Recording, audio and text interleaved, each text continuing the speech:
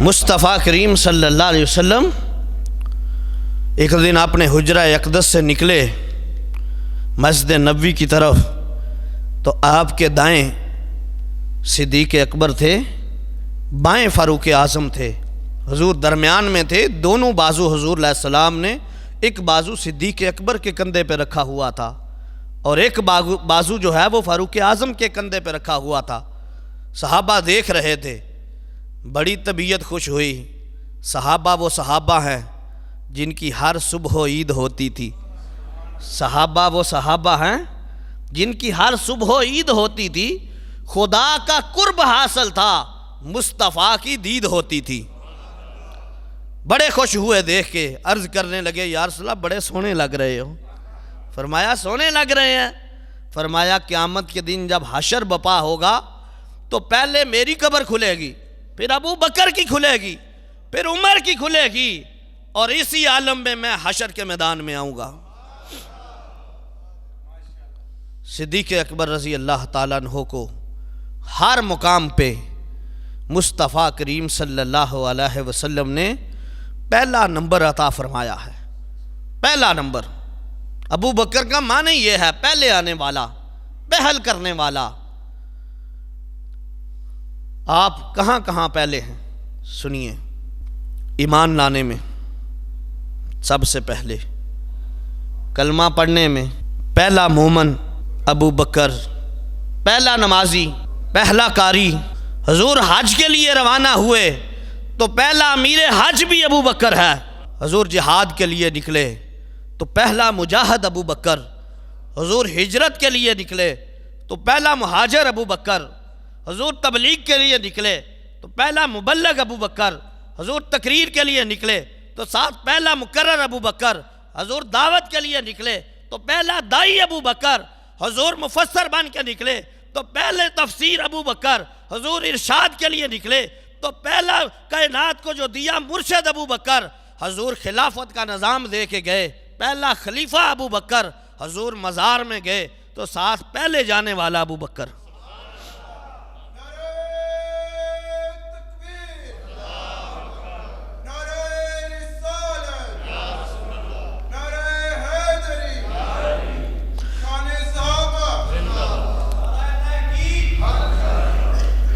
پھر اس کائنات میں تمہیں کوئی صحابی ایسا نظر نہیں آئے گا، کوئی صحابی ایسا نظر نہیں آئے گا جس کو اللہ نے 4 پشتوں تک شرف صحابیت عطا فرمائی ہو۔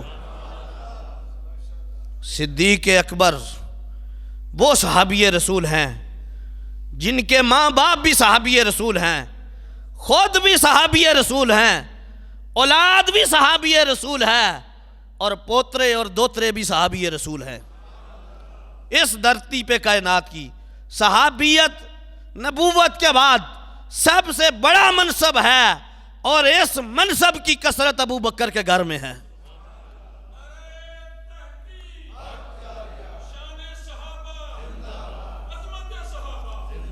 چار پشتوں تک ابو بکر صدیق رضی اللہ تعالیٰ عنہ شرف صحابیت پایا ہے۔ رسول اللہ صلی اللہ علیہ وسلم کی جانشینی کا حق ادا کر دیا۔ آپ کے دور خلافت میں بڑے بڑے فتنوں نے جنم لیا، لیکن آپ نے استقامت کا پہاڑ بن کے کائنات کو بتلایا، لوگوں میں وہ ہوں جس نے رسول سے تربیت حاصل کی ہے، میرے پائے استقلال میں لغزش نہیں آ سکتی، اس لیے کہ رسول اللہ صلی اللہ علیہ وسلم نے میری تربیت کی ہوئی ہے۔ ہرقل روم کا بڑا دبدبا تھا، لیکن رسول اللہ صلی اللہ علیہ وسلم نے جو لشکر تیار کیا ہوا تھا نا جنگ کے لیے، روم فتح کرنے کے لیے، صدیق اکبر پہ بڑا دباؤ تھا۔ حضور آپ رک جائیں، فرمایا میرے نبی اس ظاہری حیات میں ہوتے تو وہ بھی نہ رکتے، اس لیے ابو بکر بھی نہیں رکے گا، روم فتح کر کے سانس لیں گے۔ 2 سال 3 ماہ 4 دن مومنوں کے امیر رہے، رسول اللہ کے جانشین رہے، مصلی نبوت کے وارث رہے، منبر نبوت کے خطیب رہے، اور مومنوں کے امیر بن کے صدیق اکبر رضی اللہ تعالیٰ عنہ نے زندگی بسر کی۔ اور جب ابو بکر اسلام میں آئے تھے تو لاکھوں لے کے آئے تھے اور اسلام پہ خرچ کیا تھا۔ جاتے وقت کہا میری بیٹی عائشہ میں دنیا سے جا رہا ہوں، یہ نیا کفن جو لائے ہو، یہ جو نیا کفن لائی ہے یہ مدینے کی کسی بیوہ کو دے دینا، مجھے پرانی چادریں دھو کے ابو بکر کو کفن دے دینا۔ جو لاکھوں لے کے آیا تھا اور جاتے وقت امت سے کفن بھی نہیں لیا، وہ بھی امت کے غریبوں کو دے کے چلا گیا ہے۔ پھر مماثلت اتنی تھی کہ میرے مصطفیٰ کریم صلی اللہ علیہ وسلم کے ساتھ مزاج اتنا ملتا تھا، مماثلت اتنی تھی کہ حضور کی شباہت جیسی ابو بکر کی شباہت تھی، حضور کی زندگی جیسی ابو بکر کی زندگی تھی، حضور کی سیرت جیسی ابو بکر کی سیرت تھی۔ حضور بھی 63 سال زندگی پائی، ابو بکر بھی 63 سال زندگی پائی۔ حضور بھی مکے میں رہے، ابو بکر بھی مکے میں رہا۔ حضور بھی ہجرت کی، ابو بکر بھی ہجرت کی۔ حضور بھی مدینے گئے، ابو بکر بھی مدینے گیا۔ اور 63 سال حضور کی زندگی، 63 سال ابو بکر کی زندگی۔ حضور کا وصال باکمال بھی پیر کو، ابو بکر کا وصال باکمال بھی پیر کو۔ حضور بھی وجہ بخار سے دنیا سے گئے، ابو بکر بھی وجہ بخار سے دنیا سے گیا۔ حضور بھی جاتے وقت سر اقدس اماں عائشہ کی گود میں تھا، ابو بکر کا جاتے ہوئے بھی سر اقدس اماں عائشہ کی گود میں تھا۔ حضور بھی گنبد خضرا میں دفن ہوئے، ابو بکر بھی گنبد خضرا میں دفن ہوا۔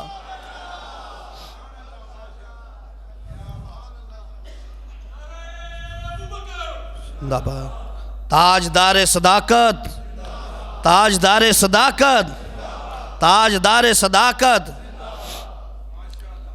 اتنی مماثلت تھی کہ ہر وہ کام حضرت شاہ ولی اللہ محدث دہلوی لکھتے ہیں، آپ لکھتے ہیں کہ ابو بکر میں اور رسول اللہ صلی اللہ علیہ وسلم میں اتنا فرق تھا جیسے 2 لیمپ پڑے ہوئے ہوں، ایک کے اندر تیل بھی موجود ہو اور اسے جلایا گیا ہو، وہ روشنی دے رہا ہو، اور دوسرے کو صرف جلانے کی ضرورت ہو، تیل بھی ہو، لیمپ بھی ہو، جلایا جائے تو وہ بھی روشنی دے سکتا ہے۔ ابو بکر کے اندر اتنی صلاحیتیں موجود تھیں۔ جاتے ہوئے ارشاد فرمایا میری بیٹی یہ میرا کفن مدینے کی کسی بیوہ کو دے دینا۔ ابو بکر کو یہ چادریں دھو کے پرانے کپڑوں میں جو ہے وہ کفن دے دینا، اور میں ایسی بات تمہیں پیش کرنے لگا ہوں جسے کسی کا بھی اختلاف نہیں ہے۔ اور 1,24,000 صحابہ نے یہ منظر دیکھا تھا اپنی نگاہوں سے، اور مومنوں میں دیکھتا ہوں کہ اس منظر کو سن کے آپ کے ایمان کو کتنی روشنی ملتی ہے۔ بے وقت وصال وصیت فرمائی علی جب میں دنیا سے جاؤں نا تو مجھے پرانے لباس میں کفن دے کے میری نماز جنازہ پڑھ کے میری میت کو لا کے روضہ رسول کے سامنے رکھنا، اور دربار نبوت میں سلام عرض کر کے میری طرف سے درود پڑھ کے میرا سلام عرض کر کے عرض کرنا یا رسول اللہ آپ کا یار غار آیا ہے، مزار کے اندر داخل ہونا چاہتا ہے، اگر حضور خود آواز دے کے اجازت دیں تو مجھے گنبد خضرا کے اندر مزار کے ساتھ حضور کے دفن کرنا، اگر آواز نہ آئے مصطفیٰ کی تو مجھے جنت البقیع میں دفن کر دینا۔ بس پھر ایسا ہی ہوا تھا کہ جس طرح جب آپ کا وصال ہوا نا، مصطفیٰ کریم کا جب وصال ہوا تھا زمین بھی روئی تھی، آسمان بھی رویا تھا۔ ابو بکر کا جب وصال ہوا تھا زمین بھی روئی تھی، آسمان بھی رویا تھا۔ مصطفیٰ کا جب وصال ہوا تھا سارے مدینے میں اندھیرا چھا گیا تھا۔ ابو بکر کا جب وصال ہوا تھا سارے مدینے میں اندھیرا چھا گیا تھا۔ بس ایسا ہی ہوا کہ آپ کے وصال پہ پرانے لباس میں کفن دیا گیا، نماز جنازہ پڑھائی گئی۔ شفیق و مہربان اور کوہ استقامت مومنوں کے امیر کا جنازہ جب اٹھا سارا مدینہ رو رہا تھا، غم چھایا ہوا تھا اہل مدینہ پہ، صحابہ کا جمع غفیر تھا۔ حضرت علی رضی اللہ تعالیٰ عنہ نے وصیت پہ عمل کرتے ہوئے، وصیت پہ عمل کرتے ہوئے آپ کی چارپائی کو اٹھوایا، خود کندھا دیا، روضہ رسول کے سامنے لائے، میت کو رکھ کے سیدنا صدیق اکبر رضی اللہ تعالیٰ عنہ کی طرف سے عرض کیا، یا رسول اللہ صلی اللہ علیہ وسلم، آپ کا یار غار آیا ہے، یار مزار بننا چاہتا ہے، عرض ہے ابو بکر آپ کے ساتھ دفن ہونا چاہتا ہے، اگر آپ اجازت بخشے تو ابو بکر کو آپ کے ساتھ دفن کر دیا جائے۔ گنبد خضرا کے اندر سے آواز ہی نہیں آئی، تالا خود بے خود ٹوٹ کے نیچے گر گیا، دروازہ کھل گیا، قبر بنی ہوئی تھی، رسول اللہ نے آواز دی، ادخل الحبیب الی الحبیب، اللہ کے محبوب نے۔ اور کون دیکھ رہا تھا؟ علی دیکھ رہے تھے، انس دیکھ رہے تھے، عمر فاروق دیکھ رہے تھے، عثمان غنی دیکھ رہے تھے، حسن و حسین دیکھ رہے تھے۔